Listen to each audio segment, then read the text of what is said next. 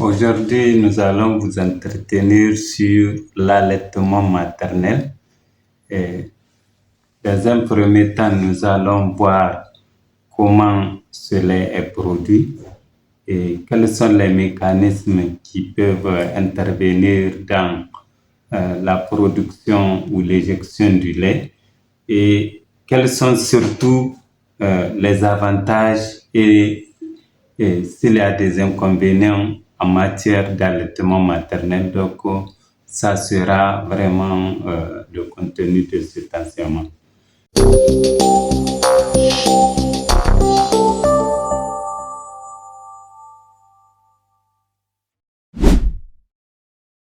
On entend parler maternel, donc un liquide biologique qui est produit par la glande mammaire et qui sert de nourrir le petit. Donc, allaitement maternel exclusif, c'est le fait de donner uniquement le sein dans la première phase de la naissance de 0 à 6 mois, sans ajout ni d'autres aliments. Néanmoins, les médicaments et, par exemple, les sirops peuvent être donnés. La maturation mammaire, ça se produit déjà pendant la grossesse avec le développement des canaux galactophores. Et cela se produit au cours de la grossesse sous l'influence de certaines hormones, telles que l'œstrogène et la progestérone. Et donc, ces hormones vont entraîner le développement des acinies au niveau des glandes mammaires.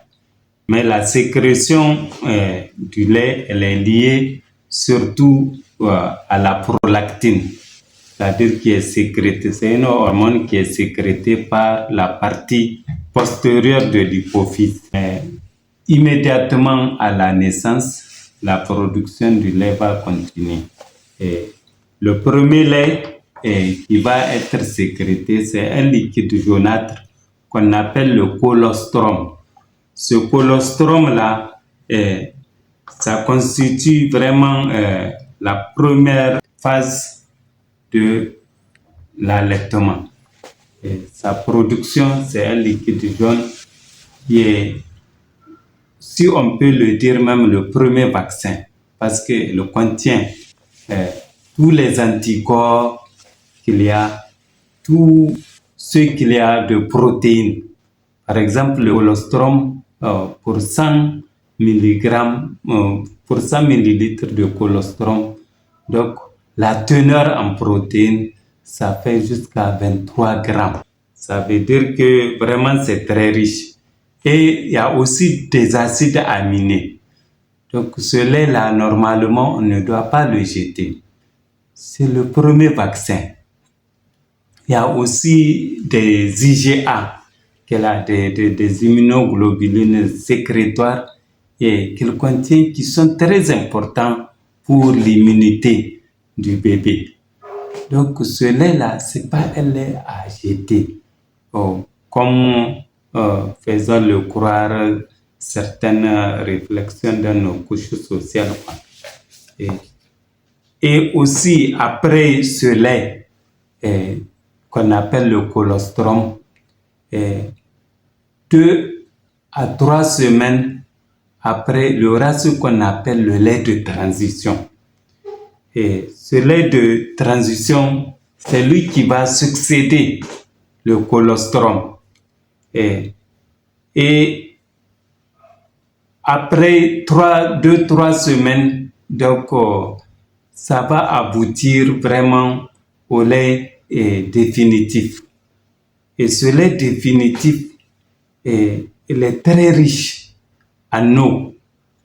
Il contient jusqu'à 87,5% d'eau. Voilà les raisons pour lesquelles on dit que on ne doit pas donner au bébé de l'eau.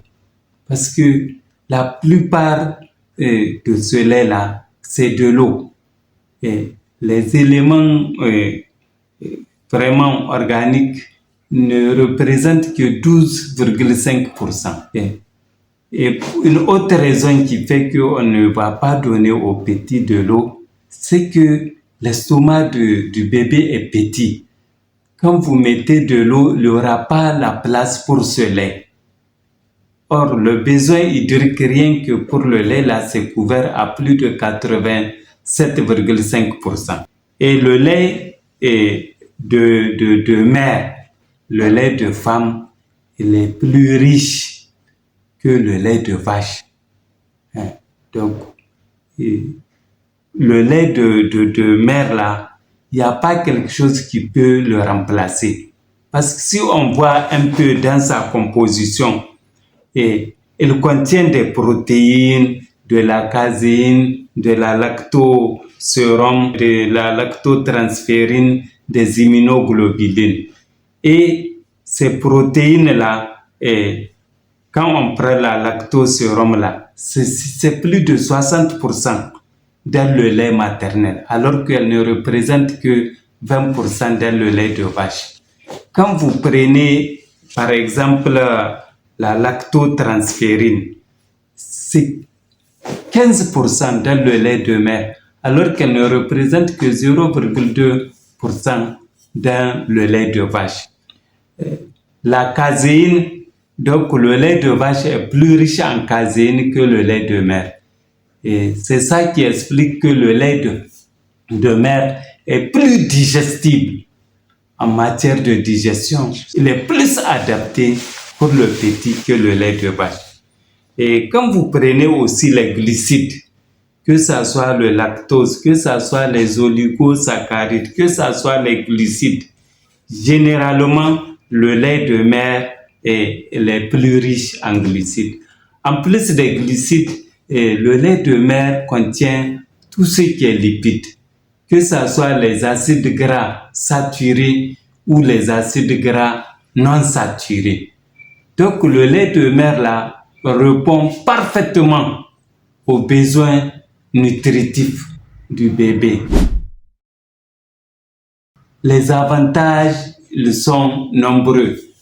Pour ne citer qu'entre autres, par exemple, avec le lait de mère, il y a le développement de l'affection avec la mère. Donc, plus le bébé est nourri au sein, plus il aura l'affection pour l'être humain, pour sa mère, pour ses parents. Imaginez deux enfants d'une même mère, l'autre est nourri par le sein, l'autre par le lait artificiel. Quand la mère va revenir du travail, celle qui a été nourrie par le sein sera la première à partir rapidement accompagner sa mère.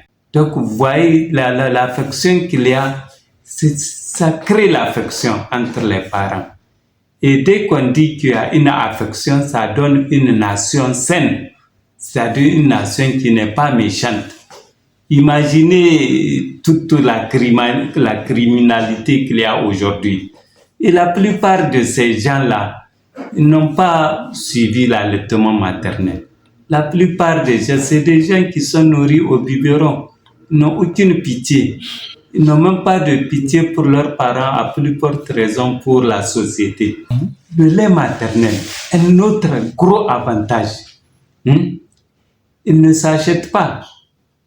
Il est là dans le sein. Et dès que le bébé réclame là, il va le prendre, il va se nourrir. On n'a pas besoin d'aller au magasin pour acheter une boîte de lait qui coûterait entre 4 000 et 5 000. Ici, c'est produit par le sein. Donc, un grand avantage, c'est que la mère va produire ce dont son bébé a besoin. Et un autre avantage, c'est que le lait de mère, il est plus adapté à l'enfant. Donc, plus digestible, il n'a pas besoin de préparation. On n'a pas besoin de bouillir l'eau chaude pour le préparer. Donc ça, ce n'est que certains avantages, même du point de vue famille. Et c'est économique parce que on ne perd pas du temps et il n'y a pas de perte de temps pour aller acheter du bois ou bien du gaz pour faire de l'eau chaude, préparer tout ça là. Donc, dès que l'enfant en a besoin, il va en prendre.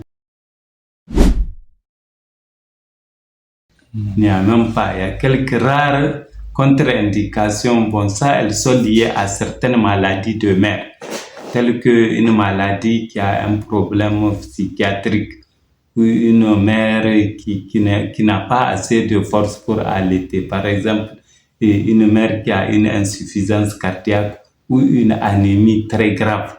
À part ça, vraiment, il n'y a pas de contre-indication à l'allaitement maternel. Voilà, en gros, de façon très ramassée sur cette question d'allaitement.